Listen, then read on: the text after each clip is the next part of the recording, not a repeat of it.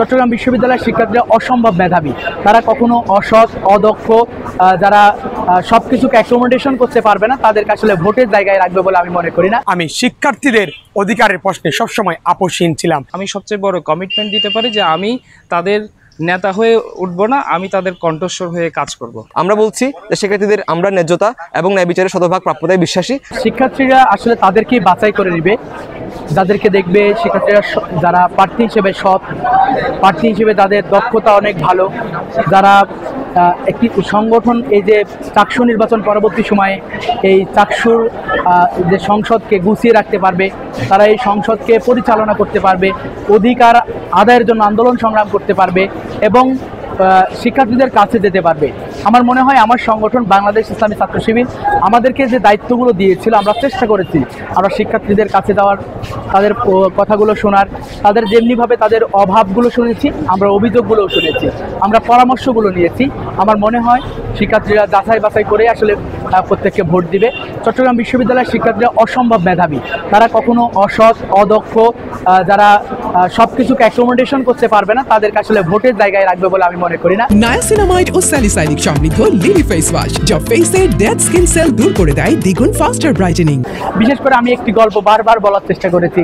সৈয়দ মুস্তফা আলীর একটি গল্প আছে, জনসেবা বিশ্ববিদ্যালয়। এই জনসেবা বিশ্ববিদ্যালয়ে একটি চরিত্র রয়েছে, ইয়াকুব আলী। তিনি মানুষকে স্বপ্ন দেখাতেন, আমি যদি মেম্বার হই তাহলে আপনাদের ভাগ্য পাল্টে যাবে। কিন্তু দেখা গেছে ইয়াকুব আলী যখন মেম্বার হয়েছে, মানুষের ভাগ্য পাল্টেনি, তার ভাগ্য পাল্টে। সেভাবে তিনি চেয়ারম্যান হয়েছেন, এমপি হওয়ার প্রতিশ্রুতি দিয়েছেন, কিন্তু আলটিমেটলি জনগণের ভাগ্য পাল্টাইছে ইয়াকুব আলী।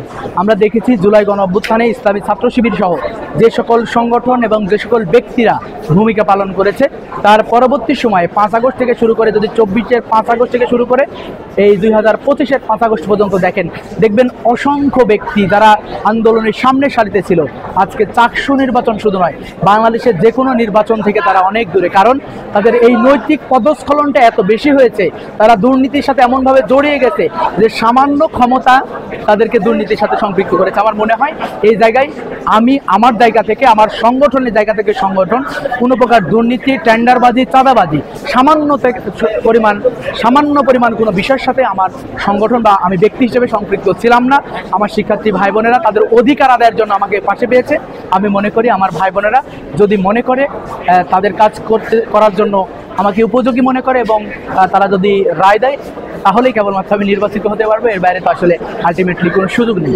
শিক্ষার্থীরা একজন বিপি প্রার্থী হিসেবে আমাকে কেন ভোট দিবে, সেটার একটাই কারণ, চাকসু যদি হয় শিক্ষার্থীদের অধিকার আদায়ের প্ল্যাটফর্ম, আর সেই অধিকার যদি আদায় করতে হয় বিশ্ববিদ্যালয় প্রশাসন থেকে, আমি শিক্ষার্থীদের অধিকারের প্রশ্নে সবসময় আপোষহীন ছিলাম। শিক্ষার্থীদের অধিকারের প্রশ্নে সোচ্চার থাকতে গিয়ে আমি বিশ্ববিদ্যালয় প্রশাসনের রোষানলের শিকার হয়েছি। আমাকে অর্ধমিত করে ফেলে দেওয়া হয়েছিল এবং বিশ্ববিদ্যালয় প্রশাসনের অব্যবস্থাপনার প্রতিবাদ করতে গিয়ে, শিক্ষার্থীদের পক্ষে কথা বলতে গিয়ে আমাকে শিরিন প্রশাসন 20 কোটি টাকার ভাঙচুর মামলার প্রধান আসামি করে। আমাদের চট্টগ্রাম বিশ্ববিদ্যালয়ের শিক্ষার্থীরা সচেতন, তারা জানে আমি তাদের পাশে অতীতও ছিলাম এবং জুলাই পরবর্তী সময়ে যে নতুন ধারার রাজনীতি, আমি তাদের সকল সংকটে, সকল প্রয়োজনে আমি তাদের পাশে থেকেছি। ডান বাম প্রত্যেকটা শিক্ষার্থীর, প্রত্যেকটা সংগঠনের আমি সাথে থেকেছি। তো আশা করি শিক্ষার্থীরা একজন ভিপি প্রার্থী হিসেবে তাদের মূল্যবান রায় আমাকে প্রদান করবেন। ইসলামী ছাত্র আন্দোলন বাংলাদেশ সমর্থিত সচেতন শিক্ষার্থী সংসদের ভিপি পদপ্রার্থী। শিক্ষার্থীরা আমাকে কেন ভিপি হিসেবে নির্বাচিত করবে, প্রথমেই বলে রাখি, আমি আর 8-10 জন শিক্ষার্থীর মতো সাধারণ একজন শিক্ষার্থী। তো আমার ডেইলি রুটিন এবং লাইফস্টাইলও আর 8-10 জন শিক্ষার্থীর মতোই। আমিও সকালবেলা উঠে ক্যাম্পাসে আসি এবং ক্যাম্পাস শেষ করে গিয়ে আপনার মতোই আমি টিউশন করি এবং আমি সেই টিউশনের টাকা দিয়েই আমার পরিবারকে আমি সাপোর্ট করি। অর্থাৎ আপনি যে শাটলে ভ্রমণ করেন, আমিও সেই শাটলে ভ্রমণ করি। আপনার সমস্যা এবং আমার সমস্যা দুটোই একই। তো আপনি যে হোটেলে খাবার খান, আমিও সে একই হোটেলে খাবার খাই। তো শিক্ষার্থীদের সমস্যা এবং আমার সমস্যার মধ্যে কোনো তফাৎ দেখি না। তো দীর্ঘ 6 বছর 9 মাস আমি এই ক্যাম্পাসে আছি। ক্যাম্পাসের সমস্যা নিয়ে নানান কিছু ভেবেছি, সব কিছুর পরিকল্পনা বারবার করেছি, চেষ্টা করেছি আমার সর্বোচ্চ দিয়ে, সেই শুরু থেকে শুরু করে আপনার এই পর্যন্ত বিভিন্ন আন্দোলন সংগ্রামে আমার সাধ্য অনুযায়ী আমি চেষ্টা করেছি থাকার জন্য। তো আমি মনে করি শিক্ষার্থীরা যদি আমাকে নির্বাচিত করে, আমি সবচেয়ে বড় কমিটমেন্ট দিতে পারি যে আমি তাদের নেতা হয়ে উঠব না, আমি তাদের কণ্ঠস্বর হয়ে কাজ করব। এজন্য আমি চাই যে শিক্ষার্থীরা আমাকে তাদের কণ্ঠস্বর হিসেবে তারা আমার উপর আস্থা রাখুক। কেন শিক্ষার্থীরা আমাকে ভিপি পদে ভোট দিবে তার সবচেয়ে প্রধানতম কারণ হলো এখানে যারা ভিপি পদে দাঁড়াচ্ছে তারা অধিকাংশ জানে না আসলে ভিপির দায়িত্ব আসলে কি।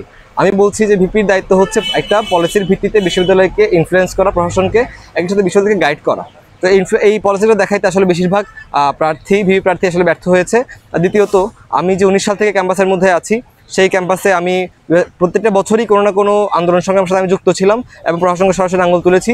প্রতিকূল সময়েও আমি কখনো আমাদের আপোষের হিস্ট্রি নাই এবং অনুকূল সময়েও কিন্তু আমরা একইভাবে অন্যায় এবং অবিচারের বিরুদ্ধে লড়াই সংগ্রাম করছি। আমি যে সমন্বয়কের দায়িত্ব পালন করেছিলাম জুলাই মাসে এবং 10 দিনের মাথায় পদত্যাগ করি।